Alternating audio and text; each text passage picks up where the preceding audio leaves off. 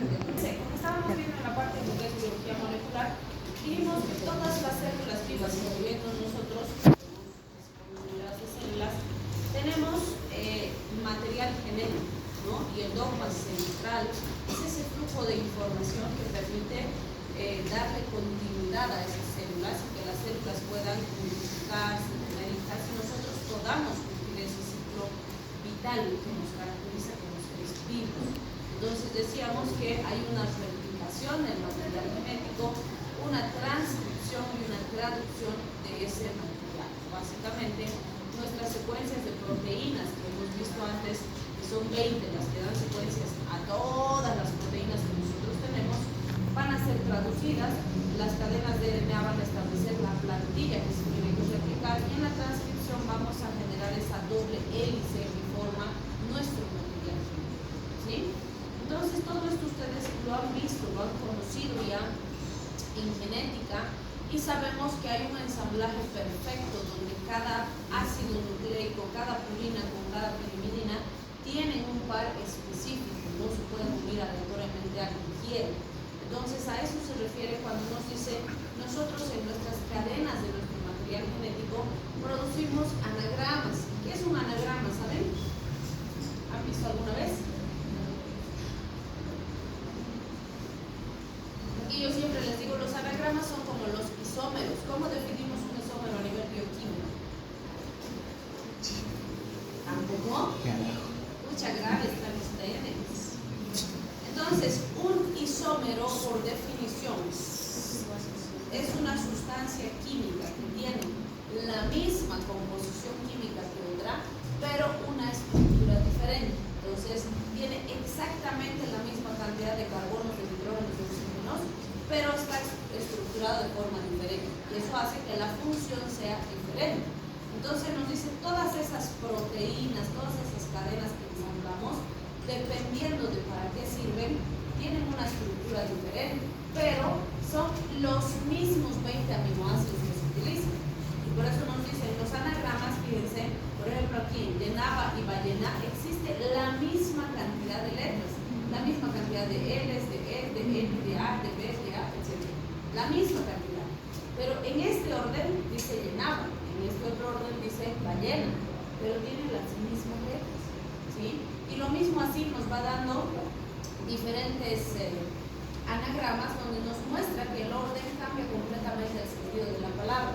Y cuando hablamos de proteínas, de material genético, esto mismo es la misma cantidad de proteínas o de aminoácidos que estructuran a la molécula, pero la forma en que están acomodados determina que uno sea, por decirles, insulina, otro sea oxitocina, otro sea una proteína estructural, otro sea una enzima de una vía metabólica, etcétera, etcétera.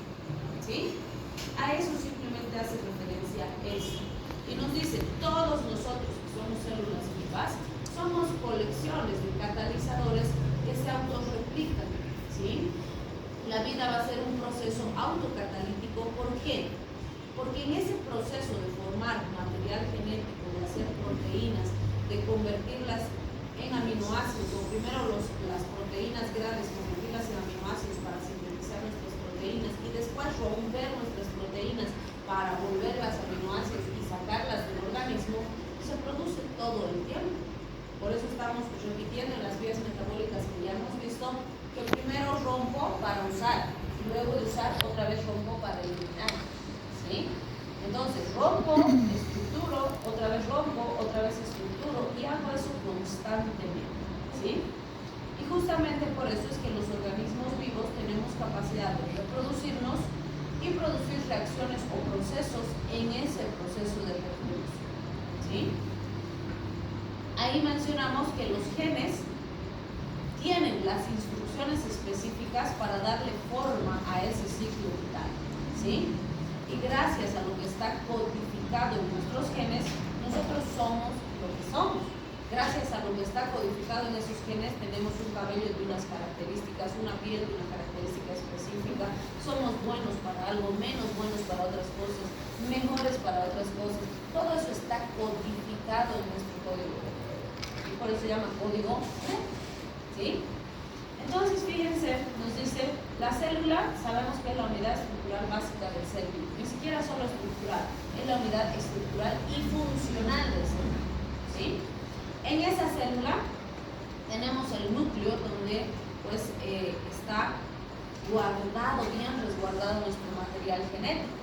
En todas las células el material genético está resguardado en un núcleo con una membrana nuclear y demás. No, recuerden que hay bacterias que no tienen núcleo, que su material genético está desparramado en su citoplasma, ¿sí? También, sí, porque pues van a tener otras características funcionales, pero han originado de células que sí tenían la estructura completa, ¿sí? Entonces sí, también vamos a tener todas esas características y variaciones. Ahora, fíjense, los cromosomas, solo estamos recordando definiciones que ustedes ya saben, ¿verdad? Los cromosomas son estructuras en forma de hilo formadas por moléculas de DNA.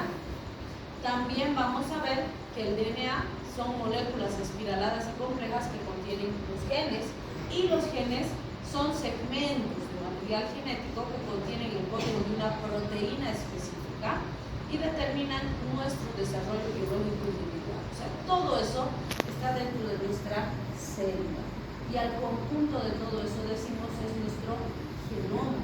Por eso decimos el genoma de la célula es toda secuencia de nucleótidos de DNA de un organismo que proporciona un programa genético que le indica a la célula cómo debe comportarse. En ese código genético está establecido qué hace cada célula y diferencia qué hace un miocardiocito a diferencia de un hepatocito, por ejemplo, o de un nefrocito. Cada célula sabe para qué sirve, qué tiene que hacer, ¿sí? Es como nuestro código genético que dice, este es varón, este es mujer. Ahora pues las variantes, ¿no? Alguien quiere ser licuadora, pero su código genético dice que es hombre, pues, ¿no? O quiere ser planta, pero su código genético dice que es mujer, ¿sabes? No sé, ya a nivel social otro es el cuento, ¿no? Pero a nivel genético está ahí claramente establecido, ¿sí? Muy bien. Ahora, cuando nosotros hablamos de esa estructura que está dentro de la célula, pues siempre ha habido interés en entender cómo está codificado eso, ¿sí? Por ejemplo, les hablaba y hablábamos con sus compañeros y decíamos, un paciente que es psicópata, ¿tiene la psicopatía establecida en su código genético? Sí, por eso decimos, hay una alta probabilidad que si ha habido psicopatías en la familia, los descendientes también tengan ciertas psicopatías. Pero el hecho de que tú tengas en tu genética esa carga de psicópata implica que seas psicópata. El que tiene genética de psicópata va a ser psicópata, va a ser un asesino serial, por ejemplo.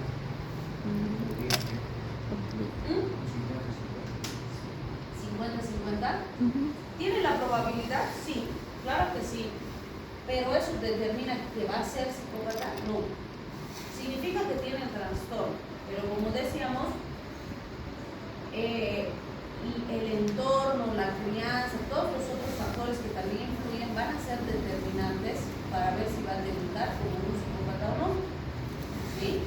Entonces, por eso es complejo, porque les decía, ¿no? Podríamos agarrar y decir, no, a todos los psicópatas hay que eliminarlos del planeta. O vamos a agarrar y vamos a pesquisar en todos los humanos y les vamos a quitar ese gen. No sabemos el impacto que va a tener eso primero. Y si decidiéramos aniquilar a todos los psicópatas o los que tienen ese trastorno genético, podríamos equivocarnos, ¿sí? ¿Por qué? Porque hay grandes psicópatas, o bueno, pacientes con psicopatías que han hecho grandes descubrimientos, grandes aportes a la ciencia, y han sido individuos brillantes que han aportado a la sociedad y que no han asesinado a nadie ni han debutado como psicópatas en general, ¿sí? ¿Por qué? Porque esa propia característica psicopática también determina que tengan más rangos de inteligencia y sean sobresalientes en relación al resto de la población, ¿sí? Los IQ, por ejemplo, de esos pacientes son más altos que de la población general. Por eso es que es tan difícil atraparlos cuando sí se van al área de la parte de asesinos y demás, ¿no? Porque son muy inteligentes. Entonces, vean, no podemos hablar de absolutos, porque no implica que todos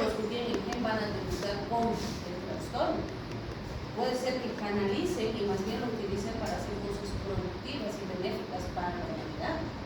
¿Sí? Entonces es realmente complicado, por eso el darse el trabajo de Dios y decidir quién vive y quién no es sencillo. ¿Sí? No es sencillo. Y pues como decimos, gracias a todos los avances que se han ido haciendo en esta parte genética, primero estamos pudiendo entender mejor trastornos genéticos específicos que antes no entendíamos ni qué los producía y por lo tanto no sabíamos cómo tratarlos. ¿Sí? Y hoy en día muchos de ellos sí podemos prevenirlos, a veces con algo tan básico como con el hecho de que no le falta una vitamina a la mamá. ¿Sí? Como decíamos, ¿cuál es el trastorno principal asociado a la deficiencia de folato?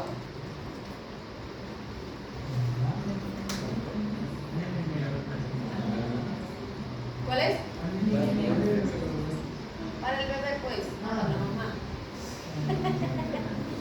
Para el bebé. ¿Qué barbaridad? Ya en el examen, eso ya deberían saber. Cierre incompleto del tubo neural. ¿Se acuerdan? ¿Sí? Entonces, fíjense, antes eso era algo que asustaba, decían, a veces los papás rechazaban a los niños o los abandonaban en orfanato, no sabían cómo tratarlo, o el niño vivía con su defecto el resto de sus vidas. ¿Sí? Y se dieron cuenta que el único problema era folato en la mamá. Si la mamá tenía la cantidad adecuada de folato, ese bebé no tenía que desarrollar esa enfermedad tan terrible. ¿Sí? Entonces, vean, son elementos bien importantes que han ido cambiando gracias a la comprensión de varios factores. Claro, van a haber otros en los que no vamos a poder hacer modificaciones significativas. ¿Sí? También es importante considerar, por ejemplo, la ingeniería genética en alimentos. Sabemos que hay muchos alimentos transgénicos hoy en día que bueno, tiene sus ventajas y desventajas. Hay muchos que están en contra de los transgénicos por una razón bien importante.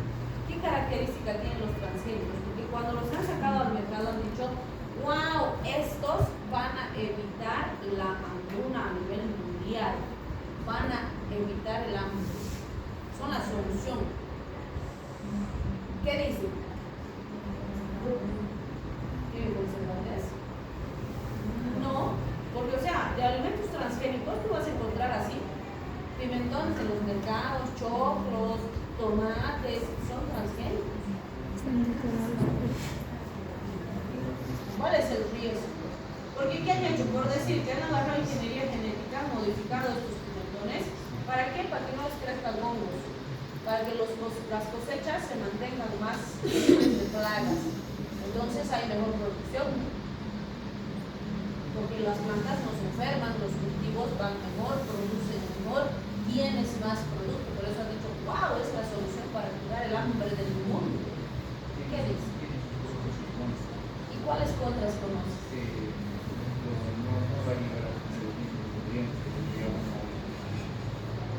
En realidad tienen, o sea, han logrado más bien, entre comillas, vamos a decir, mejorar el producto. Se mantienen sus propiedades o incluso en algunos casos tienen más propiedades que los productos tradicionales, porque le pueden incluir vitaminas, le pueden incluir ciertas propiedades que no tenían los productos naturales, o hacen que sean productos más grandes, más enriquecidos en alguna cosa. Han conseguido eso. Pero ¿por qué hay tanta oposición a los transgénicos?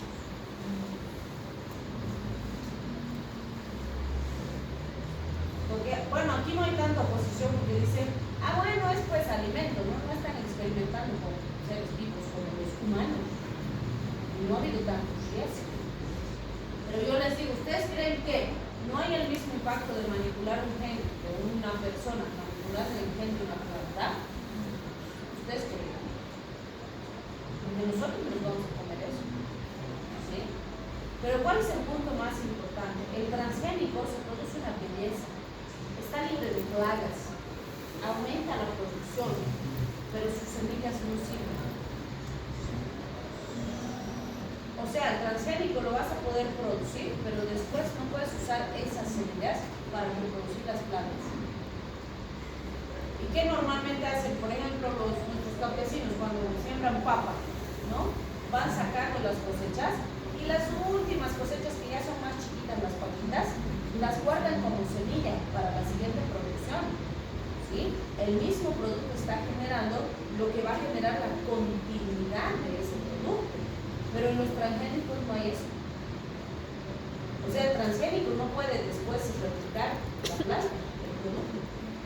Entonces la pregunta es, si vamos a tener puros transgénicos, y de hecho gran parte de nuestros alimentos están contaminados ya con transgénicos, después ¿qué vamos a producir si no va a haber semilla? Y dicen, claro, los que han generado estos quieren monopolizar la comida porque ellos tienen las semillas. Ellos tienen almacenadas semillas para poder generar estos transgénicos. Y generan producto y ahí hacen la manipulación. Pero después, si tú quieres producir, ¿a quién le vas a tener que comprar semillas? A ellos, solo ellos van a tener. Porque todo lo que es transgénico no te va a dar semillas. Entonces están generando un monopolio después con la alimentación, ¿sí? Es complicado eso. ¿Sí? Entonces es igual que en los humanos. Solo porque es alimento le estamos dando menos gravedad a la manipulación, pero tiene consecuencias que pueden acabar siendo catastróficas y más bien generar hambre a nivel mundial, porque no se va a poder producir. ¿Sí? Y unos cuantos van a ser los que van a monopolizar la producción de los alimentos. Es complejo. ¿Sí? Bien. Y por supuesto, como decías también, así de manipular como está, también tiene pues productos químicos, no es así nomás que se produce, ¿no? Entonces todos esos elementos son importantes y van a repercutir en la salud de la población. Bien, cuando hablamos del diagnóstico y el tratamiento de enfermedades, claro que sí, aquí estamos avanzando muchísimo gracias a esa ingeniería genética, que se puede producir fármacos, se puede producir vacunas. Se estima que con estos avances tengamos mejores tratamientos para distintas enfermedades. Estamos comprendiendo más algunas enfermedades y siempre les digo, se estima que hoy, así como estamos, alrededor del 60% de las enfermedades que sabemos que existen, no conocemos la causa específica y por eso es que no hay un tratamiento curativo específico. Se estima que con esto vamos a ir sabiendo más cosas y pudiendo dar mejores tratamientos para las enfermedades. ¿Sí? Pero hay un mundo gigante que nos falta conocer para dar mejores tratamientos a los pacientes. ¿Sí? Y por supuesto, pues la clonación también está a la vanguardia ahí. ¿Se han clonado individuos humanos? ¿Qué dicen? ¿Han escuchado algo? ¿Qué sería la clonación?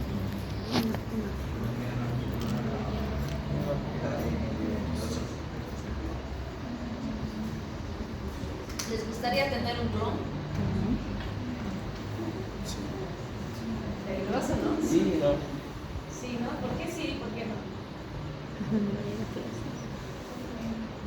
Ahí lo mandan a estudiar, pues si ustedes duermen, ¿no? ¿Y si se aplazan? El detalle es que si hace una huevada mal, ya. ¿Y qué harías? Si se equivoca, ¿lo podrás matar? Si es tu clon, ¿será considerado un ser vivo? ¿Tendrá los mismos derechos que tú? Y entonces, complicado, ¿no? Es bien complicado. Pero, bueno, sabemos que han clonado a la ovejita, ¿no? ¿Y qué ha pasado con la ovejita? Murió poco tiempo después. Ha empezado a envejecer y a enfermar más rápido, ¿no? que la original, por decirlo así. Entonces hay varias cosas que todavía falta explorar. Y de hecho hay así teorías conspirativas y es muy probable que dicen que sí han hecho experimentación de clonación de personas. Obviamente como la comunidad científica por la parte ética y demás no lo acepta, entonces lo han hecho a escondidas, por decirlo así. Pero dicen que sí están haciendo y es muy probable. Hay un montón de cosas que hacen fuera de las normas y que no sabemos o nos enteramos mucho de eso. ¿Sí?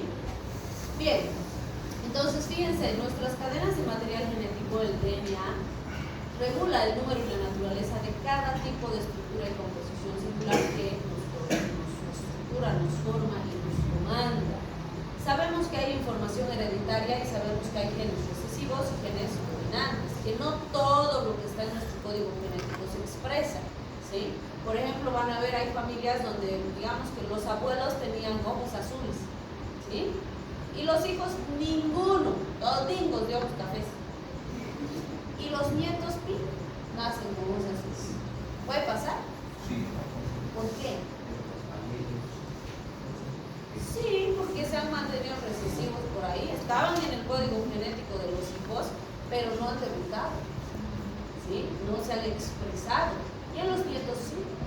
Entonces sí puede pasar, claro. Bueno, ¿sí? Pueden haber ese tipo de cosas, ¿no? Y obviamente pues siempre van a haber rasgos que sí se expresan o que saltan generaciones. Y lo mismo pasa con enfermedades, no solo con características somáticas. Hay enfermedades que saltan generaciones y se expresan en una sí, en otra no, y en otra sí, y demás, ¿sí? O por ejemplo hay enfermedades que se manifiestan o son portadores, algunos, y otros son enfermos. ¿Qué enfermedad conocen así? Que las mujeres son portadoras y los hombres son enfermos.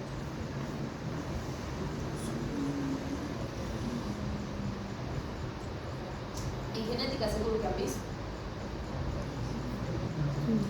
¿No han visto?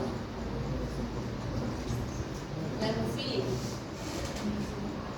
Las mujeres son portadoras, no debutan en enfermedad, y los varones debutan.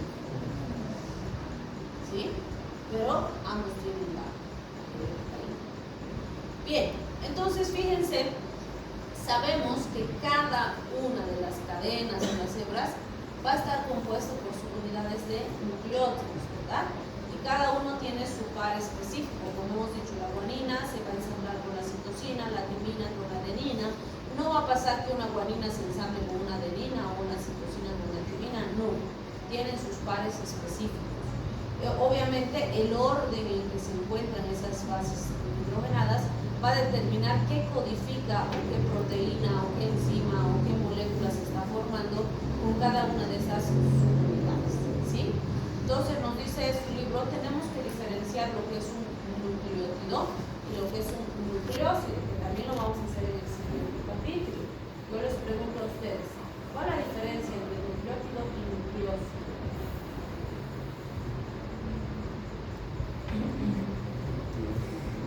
¿Cuál es la diferencia?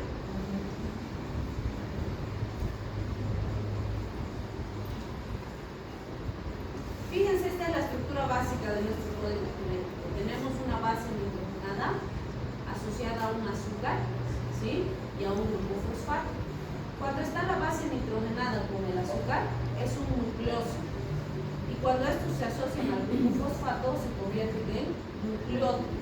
Esa es la diferencia, nada más, ¿sí? Que la vamos a ver también en el siguiente capítulo cuando hablemos de las purinas y las pirimidinas.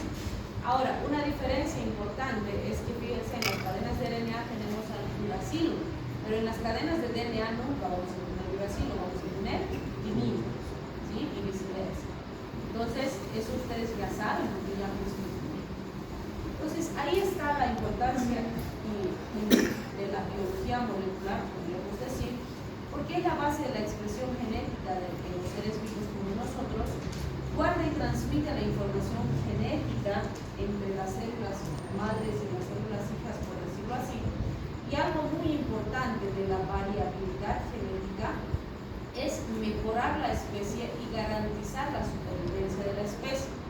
Pero siempre les digo, no necesariamente esa combinación genética está asociada con la mejoría de la especie.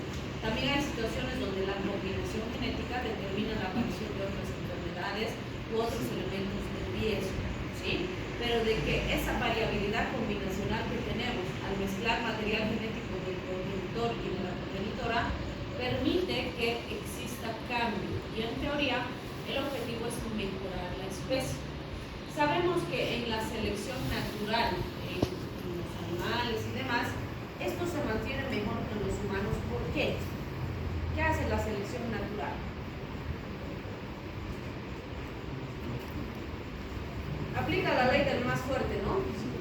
Los débiles mueren y los fuertes sobreviven. Los animalitos no se esfuerzan porque sobrevivan los débiles. Si es débil, pues se mueren. En cambio, cambio los humanos, ¿qué hacemos?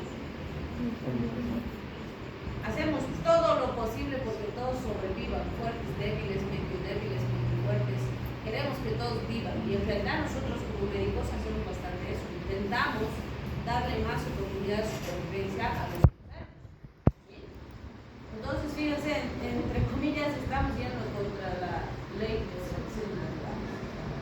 ¿Sí? Y por eso estamos sobrepoblando el mundo. Pero pues intentamos que se mejoren esas características.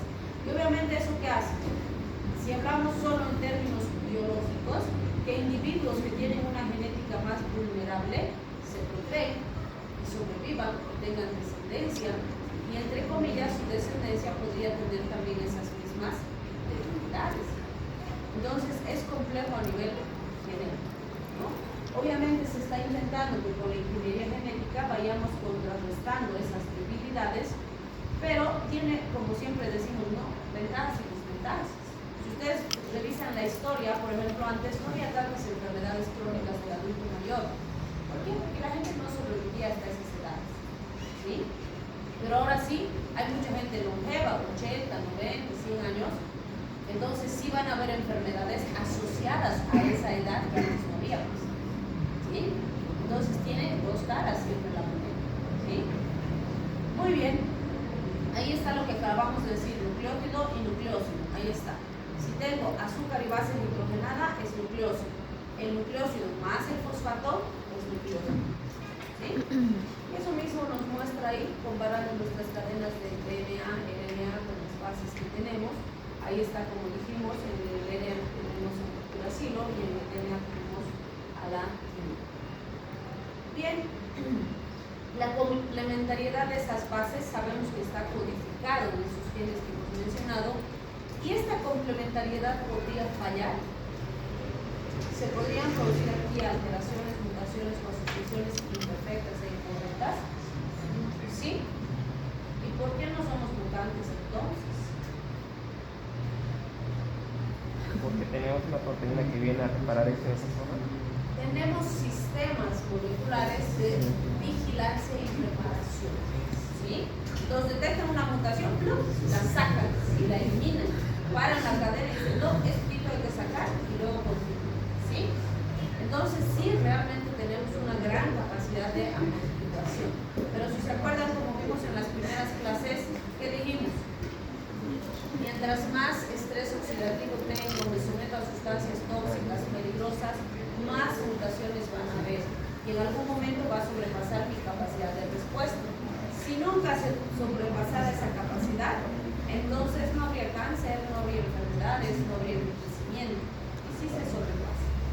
¿Sí? Entonces es muy importante entender esas